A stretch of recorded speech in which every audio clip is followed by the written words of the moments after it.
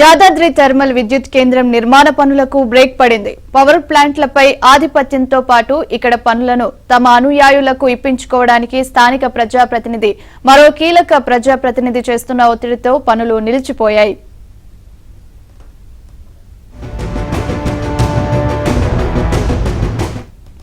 నల్లగొండ జిల్లా దామరచెర్ల మండలం వీర్లపాలెం వద్ద 4000 మెగావాట్ల ఉత్పత్తి సామర్థ్యంతో థర్మల్ పవర్ ప్లాంట్ నిర్మాణానికి 2015 జూలై 8న అప్పటి ముఖ్యమంత్రి కేసీఆర్ శంకుస్థాపన చేశారు.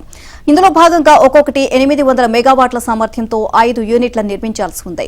బొగ్గు సరఫరా కోసం రైల్వే లైన్ 6 టీఎంసీల కృష్ణా నీటిని కూడా ప్లాంట్ కోసం కేటాయించారు. ప్లాంట్ నిర్మాణానికి తొలుత 29,500 కోట్ల అంచనా వ్యయం వేయగా తర్వాత దాన్ని 34,500 కోట్లకు పెంచారు. ప్రాజెక్టు పనులు భూసేకరణ 100% పూర్తవగా పునరావాస కేంద్రాల నిర్మాణం కూడా దాదాపు పూర్తయింది. మార్చిలో 2 యూనిట్ల నుంచి విద్యుత్ ఉత్పత్తి ప్రారంభించాలి అని అధికార యంత్రాంగం సన్నాహాలు కూడా చేస్తుంది. రాష్ట్రంలో కాంగ్రెస్ ప్రభుత్వం అధికారంలోకి వచ్చిన తర్వాత పవర్ ప్లాంట్లో పనులకు బ్రేక్ పడింది. 20 రోజులుగా సివిల్ పనులు పూర్తిగా స్తంభించిపోయాయి.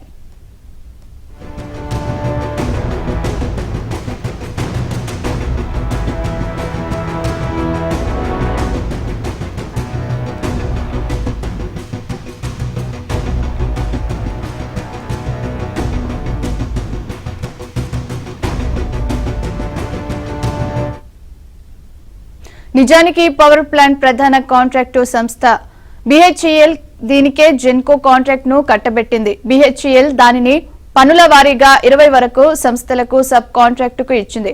వీటిలో కొన్ని అప్పటి బీఆర్ఎస్ ప్రజాప్రతినిధులు బీఆర్ఎస్ నేతలకు అనుకూలంగా వ్యవహరించాయని, వీటికి ఇసుక, కంకర, డస్ట్ సరఫరా కాంట్రాక్టులు కూడా బీఆర్ఎస్ కు చెందిన నాయకులు, కార్యకర్తలు అప్పటి ప్రజాప్రతినిధులకు సన్నిహితులైన వారికే ఇచ్చారని కాంగ్రెస్ నాయకులు ఆరోపిస్తున్నారు. ఇదే అంశానికి సంబంధించి మరిన్ని అప్డేట్స్ మా కరెస్పాండెంట్ రాజేష్ అడిగి తెలుసుకుందాం. రాజేష్,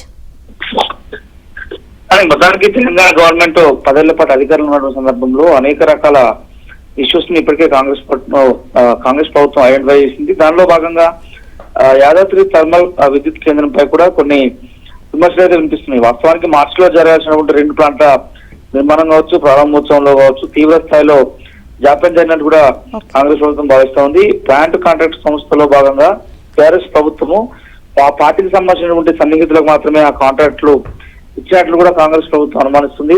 ఇసుకతో పాటు కంకర, డబ్బు, ఇతరత్ర అంశాలన్నింటినీ కూడా నాణ్యత ప్రమాణాలు ఏం పాటించకుండా కేవలము తమ పార్టీకి సంబంధించినటువంటి సన్నిహితులకు మాత్రమే ఈ కాంట్రాక్ట్ ఇవ్వడము, తద్వారా ఆ కాంట్రాక్టుల్లో నాణ్యత ప్రమాణాలు రూపించడం లాంటి అంశాలన్నింటి పట్ల కూడా కాంగ్రెస్ ప్రభుత్వం చాలా సీరియస్ గా ఉంది. గత ప్రభుత్వ తరహాలోనే తమతోనూ ఇలాంటి అంశాలు మరోసారి పునరావృతం కాకుండా చర్యలు తీసుకోవడంతో పాటుగా ఇటువంటి ఇష్యూస్ పైన గతంలో జరిగినటువంటి అంశాల ఆధారంగా విచారణ జరిపించి బాధ్యులపైన చర్యలు తీసుకోవాలని చెప్పేసి కూడా రాష్ట్ర ప్రభుత్వం భావిస్తుంది. దాంతో పాటుగా దాదాపు 4 నెలలుగా 2,000 కోట్ల బిల్లులు పెండింగ్ లో ఉన్నట్టు కూడా తెలుస్తుంది. పర్టికులర్ గా విద్యుత్ సంస్థలో దాదాపు 90,000 కోట్ల బకాయిలను గుర్తించినటువంటి కాంగ్రెస్ ప్రభుత్వం వివిధ పనుల నిమిత్తం రావాల్సినటువంటి పెండింగ్ బిల్లులు కూడా దాదాపు 2,000 కోట్ల వరకు బీఆర్ఎస్ ప్రభుత్వం పెండింగ్ లో పెట్టినట్లు కాంగ్రెస్ ప్రభుత్వం ఐడెంటిఫై చేసింది. సో ఓవరాల్ గా ఒక్కొక్క అంశంపై ఇట్లా సుదీర్ఘంగా సీరియస్ గా ముందుకెళ్తున్నటువంటి కాంగ్రెస్ ప్రభుత్వం తాజాగా యాదాద్రి థర్మల్ విద్యుత్ కేంద్రం జరిగినటువంటి ఆ స్కామ్ పై కూడా త్వరలోనే వివరాలు బయట చేయాలని చెప్పేసి భావిస్తుంది. Right, thank you Rajesh.